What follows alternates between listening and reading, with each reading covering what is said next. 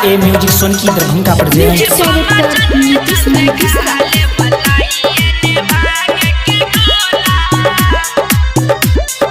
बोला कवरिया काबर उठा के चला देव घर नगरिया। बोला कवरिया काबर उठा के चला देव घर नगरिया। अब बाबा रुक के खाला भांग गोला हो, खाला भांग गोला।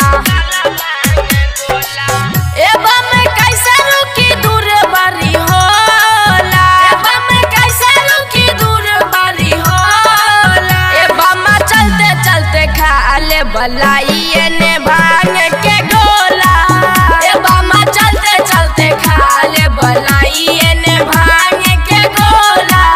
एवं चलते चलते खा ले बलाइए ने भांग के गोला।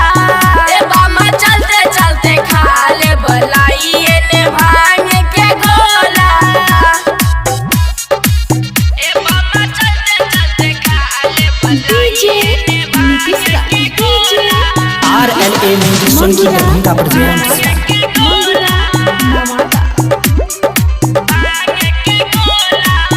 सुल्तानगंज से जल भारी लेबै, भोला बाबा के भोरे हम चढ़ेबै।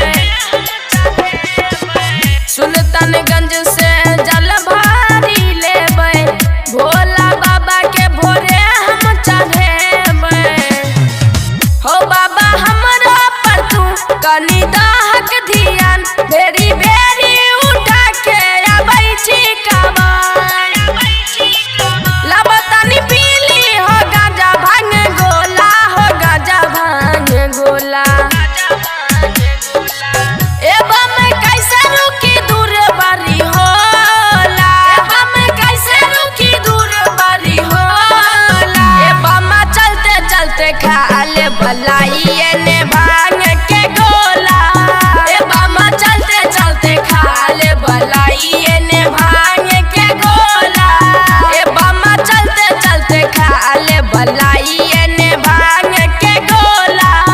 एवं चलते चलते खा ले बलाइए ने भांग के गोला।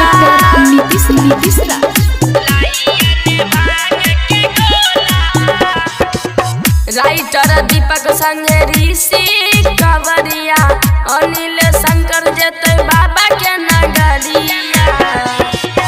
राइटर दीपक संग ऋषि कवरिया, अनिल विपिन जेते बाबा के नगरिया। हो बाबा धर्मेंद्र पर कनी दहक धियान, छोटू बिहारी गाबै छ तोहर भजन। एवं कैसे रुकी दूर बारी होला, एवं कैसे रुकी दूर बारी होला। एवं चलते चलते खा ले बलाइए ने भांग के गोला।